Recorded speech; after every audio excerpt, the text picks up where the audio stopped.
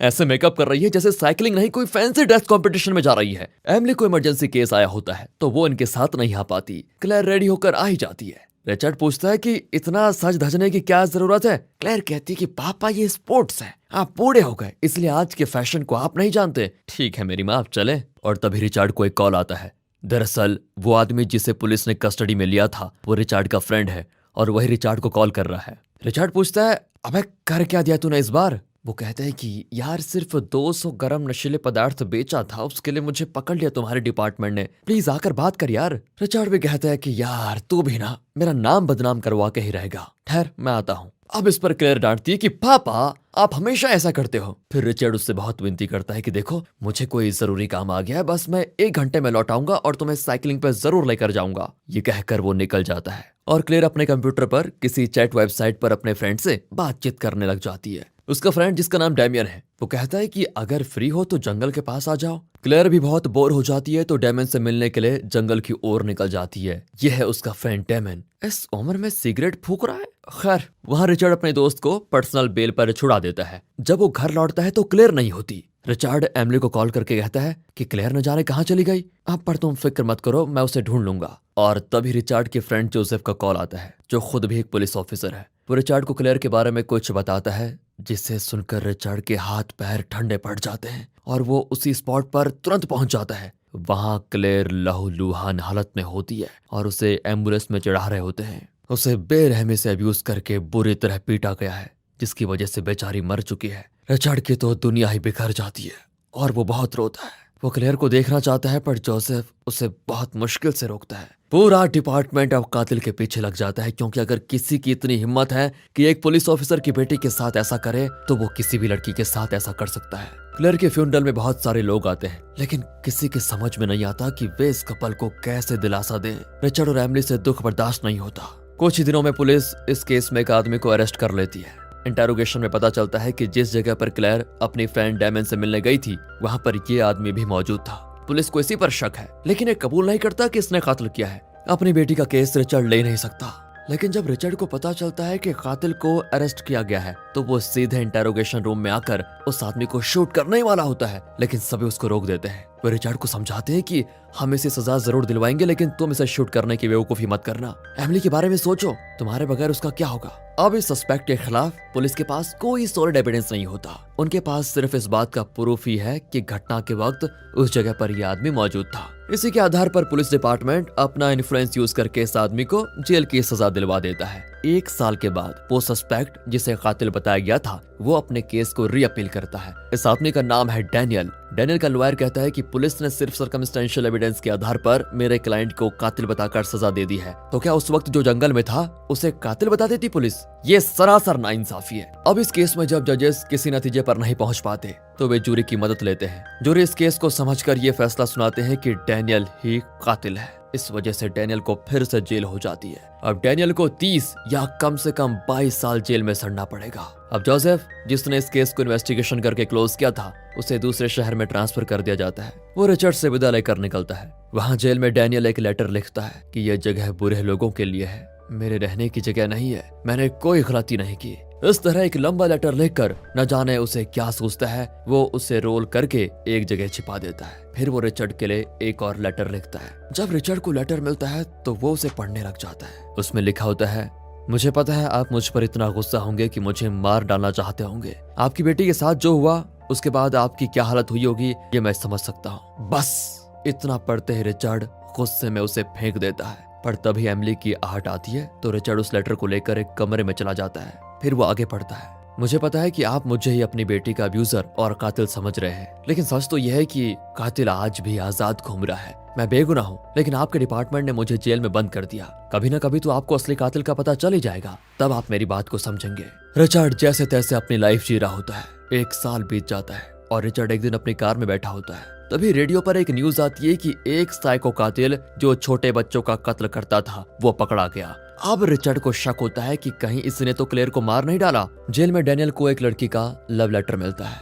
यहाँ रिचर्ड अपने senior officer से उस साइको कातिल को इंटेरोगेट करने की परमिशन मांगता है। सीनियर ऑफिसर उसे परमिशन दे देता है। अब रिचार्ड जाता है दूसरे शहर जहां उस साइको को अरेस्ट करके रखा हुआ है। इत्तेफाक से उसी शहर में जोसेफ भी ट्रांसफर लेकर गया था। वो रिचार्ड को साइको कातिल जिसका नाम गब्रिएल है उसकी फाइल ला कर देता है। यहाँ डैनियल को दिखाते हैं तो वो उस लव लेटर को पढ़ने लगता है। उस लड़के ने लिखा होता है कि मैं जानती हूँ तुम निर्दोष हो, तुम फिक्र मत करो, जल्द ही तुम्हें न्याय मिलेगा। अब जाकर डैनियल को थोड़ी शांति मिलती है कि कोई तो उस पर विश्वास करता है। यहाँ रिचार्ड गैब्रिएल की फाइल स्टडी करके सीनियर ऑफिसर को बता देता है कि गैब्रिएल का किलिंग पैटर्न मेरी बेटी के कातिल से एकदम मैच करता है, इसलिए मुझे लगता है कि असली कातिल डैनियल नहीं बल्कि गैब्रिएल है। इतना ही नहीं, गैब्रिएल की कजन का घर उस जगह के पास में है जहां मेरी बेटी की लाश मिली थी। इसके बाद रिचार्ड गैब्रिएल की कजन जिसका नाम जोज है उसके घर जाकर पूछताछ करता है। वो बताती है बचपन में गैब्रिएल का बाप उसे बहुत टॉर्चर करता था, इस वजह से उसके दिमाग पर बहुत ही बुरा असर पड़ा, शायद इसी वजह से वो इस तरह के वायलेंट क्राइम्स कर रहा है।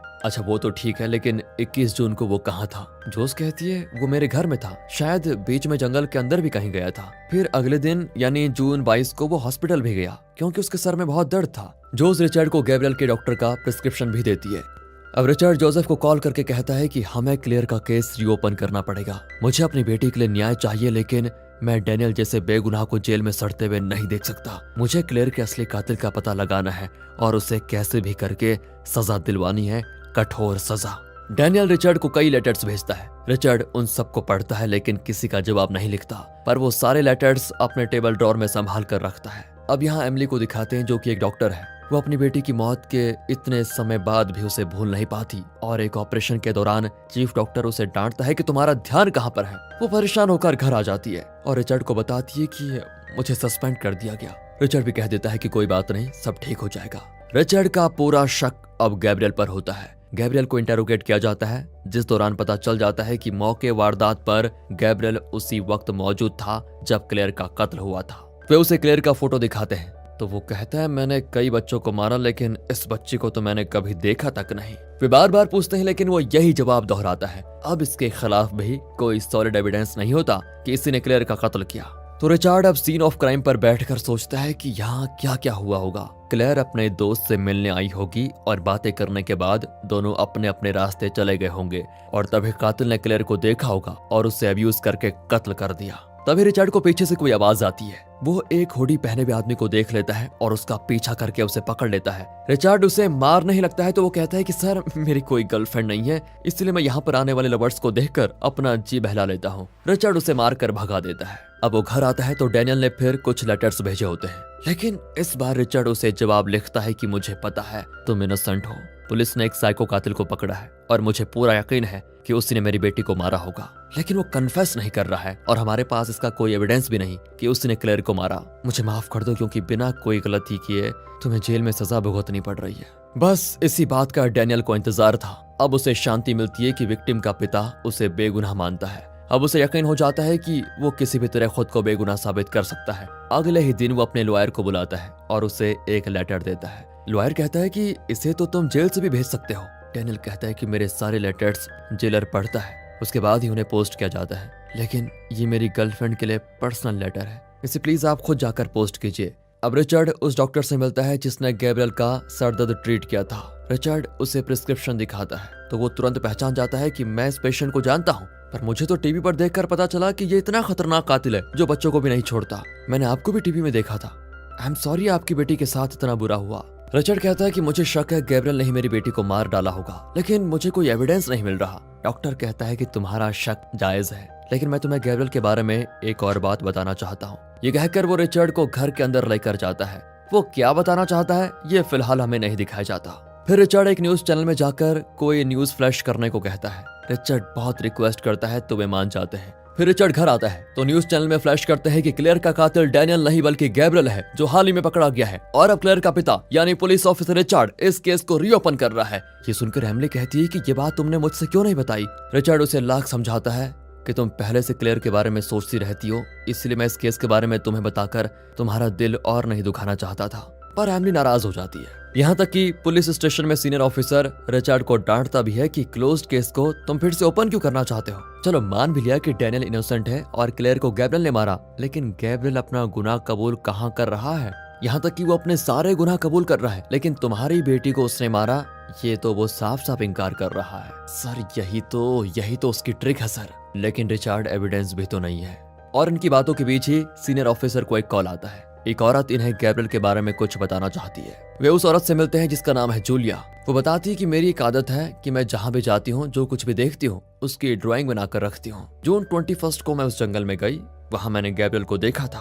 अब सीनियर ऑफिसर कहता है कि ये तुमने उस वक्त क्यों नहीं बताया जब क्लेयर का केस इन्वेस्टिगेशन हो रहा था। जूलिया कहती है मैं बताने वाली थी, लेकिन तब तक पता चला कि पुलिस कातिल को अरेस्ट कर चुकी है। तो मैंने सोचा कि शायद मैं गलत थी और डैनियल ही असली कातिल होगा, इसलिए उस समय मैंने किसी को कुछ नहीं बताया। लेकिन मैंने न्यूज में देखा कि गैब्रियल पकड़ा गया है, लेकिन पुलिस के पास क्लेयर के केस के लिए कोई ठोस एविडेंस नहीं है। इसलिए मुझे लगा कि मुझे इस इन्वेस्टिगेशन में पुलिस की मदद करनी चाहिए।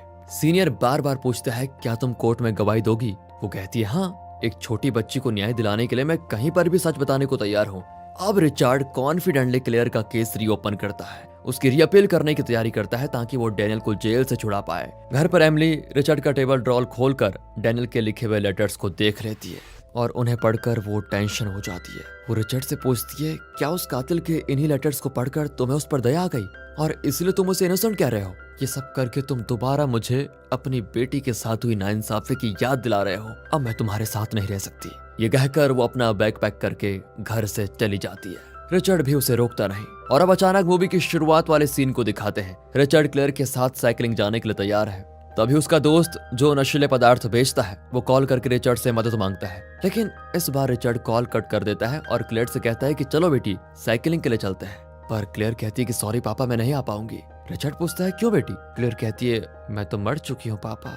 और तभी अचानक रिचर्ड की नींद खुलती है। वो सपना देख रहा था। अगले दिन वो अपनी सास को कॉल करके पूछता है क्या एमिली वहाँ आई है? वो झूठ बोलती है कि वो तो नहीं आई। फिर वो कहती है कि बेटा मुझे पता है कि तुम जो भी करोगे वो ठीक ही करोगे।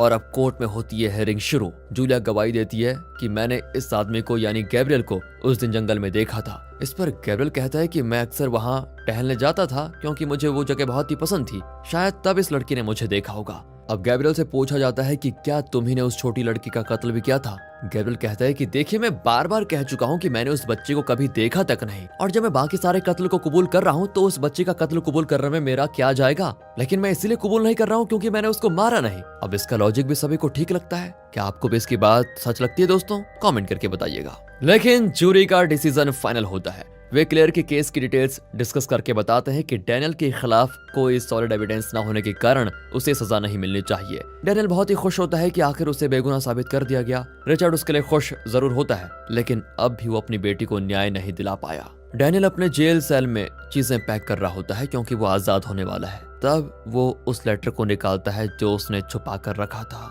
वो आराम से बैठकर उसे पढ़ने लगता है और यहाँ पर हमारे सर पर पहाड़ टूटने जैसा एक ट्विस्ट रिवील होता है। उसमें डैनियल ने लिखा होता है कि मैंने 2 लड़कियों को अब्यूज करके खत्म कर डाला, तीसरी तुम्हारी बेटी थी रिचर्ड। मैंने उसे अब्यूज भी किया और उसे इतना मारा कि उसकी चीखें सुनकर मेरा दिल खुश हो गया। इस तरह और भी कई घिनौनी बातें उसने उसमें लिखी होती हैं। दरअसल रिचर्ड की बेटी क्लेयर के साथ जो बुरा हुआ वो सब डैनियल ने ही किया था, लेकिन इसने ये लेटर रिचर्ड को भेजने के बजाय छुपाकर क्यों रखा? दरअसल ये साइको है और ये जानता था कि अगर वो रिचर्ड को ये लेटर भेजता भी तो इसे जेल वार्डन पढ़ लेता और रिचर्ड को कभी नहीं भेजता। इतना ही नहीं, उसके साइको दिमाग में ये बात बैठ गई कि मैं विक्टिम के बाप को ही अपने लेटर्स के जरिए साइकोलॉजिकल मैनिपुलेट करूंगा और खुद को निर्दोष साबित भी करूंगा। फिर इसने एकदम भले आदमी की तरह रिचर्ड को लेटर पे लेटर लिखता गया कि मैं इनोसेंट हूँ। एंड वक्त पर गैब्रियल के बारे में भी खबर फैली तो इसने उस बात का पूरा फायदा उठाया।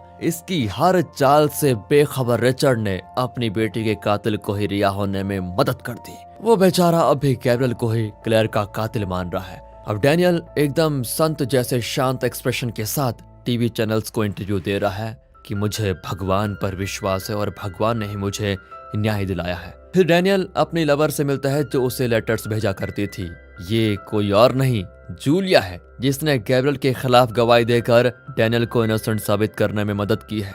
डैनियल ने उस दिन अपने लॉयर को जो पर्सनल लेटर दिया था वो जूलिया के लिए था। उसमें डैनियल ने लिखा था कि तुम पुलिस को कॉल करके गैब्रियल के खिलाफ उन्हें भड़काओ और उसके खिलाफ कोर्ट में गवाही दो, तभी मैं बाहर आ पाऊंगा। जूलिया अब भी इसे इनोसेंट मानती है और सोचती है कि पुलिस ने जानबूझकर इसे कातिल बताकर सजा दिलवाई है। वो नहीं जानती कि क्लेयर का असली कातिल यही है। जूलिया कहती है कि मुझे कोर्ट में झूठ बोलकर बहुत बुरा लग रहा है। डैनियल कहता है कि मैं बेगुनाह हूँ और तुमने मुझे छुड़ाने में मदद की है। कभी कभी सच्चाई को बचाने के लिए हमें झूठ भी बोलना पड़ता है, और तुम वो लेटर्स मुझे दे दो जो मैंने जेल से तुम्हें भेजे थे। अगर पुलिस को पता चल गया तो उन्हें शक होगा। ये कहकर वो जूलिया से अपने सारे लेटर्स ले लेता है और इस तरह अपने क्राइम का ये आखिरी एविडेंस भी वो मिटा देता है। अब वो मजे से पेरिस में सेटल होने जा रहा है। वो रिचर्ड को कॉल करके कहता है कि पेरिस जाने से पहले मैं आपसे एक बार मिलना चाहता हूँ। रिचर्ड उसे अपने घर आने को कहता है। वो भी आ जाता है। बेचारा रिचर्ड उसे ड्रिंक भी ऑफर करता है। डैनियल कहता है कि अगर आप नहीं होते तो मैं इनोसेंट होकर जेल की सजा काट रहा था। Thank you. क्या मैं आपकी बेटी का बेडरूम देख सकता हूँ? रिचर्ड पूछता है क्यों?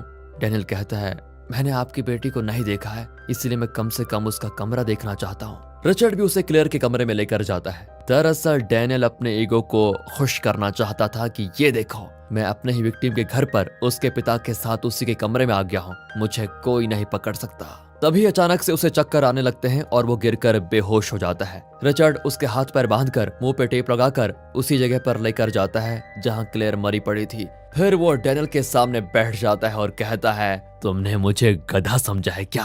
तुम मुझे अच्छे बच्चे की तरह इमोशनल लेटर्स भेजोगे तो क्या मैं तुम्हें इनोसेंट मान लूंगा? पुलिस वाला हूँ मैं, समझे? मैंने तो तुम्हें देखते ही समझ लिया था कि तुम है कातिल हो। हर पुलिस वाले के अंदर ऐसा इंट्यूशन होता है कि वे किसी को देखकर सेंस कर लेते हैं कि ये क्रिमिनल है या फिर नहीं। वैसे दोस्तों, अगर आपको ये क्वालिटी अच्छी लगी हो तो वीडियो को लाइक कीजिए और कमेंट करके बताइएगा कि इनके अंदर ये स्किल नेचुरली होता है या फिर ट्रेनिंग में मिलती है। यहाँ रिचर्ड पूछता है तुम कुछ कहना चाहते हो क्या? ओह सॉरी, तुम्हारे मुंह पे तो टेप लगा है, तुम कैसे पूछोगे? मैं बताता हूँ तुम क्या पूछना चाहते हो। मैं तो पहले से जेल में सजा काट रहा था सर, फिर आपने मुझे रिहा क्यों करवाया, यही पूछना चाहते हो ना? वो इसीलिए बेटा कि मेरा डिपार्टमेंट तुम्हें अरेस्ट करके जेल भेज चुका था और मैं कुछ नहीं कर पाया। अपनी बेटी को खोकर मैं और मेरी पत्नी अपना चैन सुख सब कुछ खो बैठे थे, लेकिन तुम जेल में 3 वक्त का खाना खाकर मजे से रह रहे थे। तब मैंने गैब्रियल को इस केस में इन्वॉल्व करने का फैसला किया। हालांकि मैं जानता था कि उसने क्लेयर का कत्ल नहीं किया। अपना शक दूर करने के लिए मैंने गैब्रियल के डॉक्टर से बात की थी। तब मुझे पता चला कि गैब्रियल नपुंसक था और वो किसी के साथ यौन संबंध नहीं रख सकता, इसीलिए वो किसी को अब्यूज तो कर ही नहीं सकता था। तो मुझे 100% यकीन हो गया कि तुम ही क्लेयर के कातिल हो, और फिर मैंने डिसाइड किया कि मैं कैसे भी करके तुम्हें जेल से रिहा करवाऊंगा और फिर अपने हाथों से तुम्हारा खात्मा करूंगा। तुम्हारी किस्मत तो देखो, मेरे हाथों अपनी जान गंवाने के लिए तुमने खुद अपनी गर्लफ्रेंड के साथ मिलकर गेम खेला। बेवकूफ कहीं के। मुझे पता था तुम मुझसे मिलने जरूर आओगे, इसीलिए मैंने तुम्हारी ड्रिंक में बेहोशी की दवा मिला दी। लेकिन तुम्हारी हिम्मत की भी दाद देनी पड़ेगी। मेरे घर में आकर मुझसे कहते हो कि मेरी बेटी का कमरा देखना है। अब मैं तुम्हें तुम्हारा बेडरूम दिखाता हूँ। ये देख, 6 फीट खोद के रखा हुआ है मैंने। ये कहकर वो डैनियल को उस गड्ढे में जिंदा दफना देता है। कुछ दिन के बाद टीवी पर न्यूज आता है कि डैनियल, जो क्लेयर के कत्ल के केस में जेल में था और फिर रिहा हो गया, वो अब लापता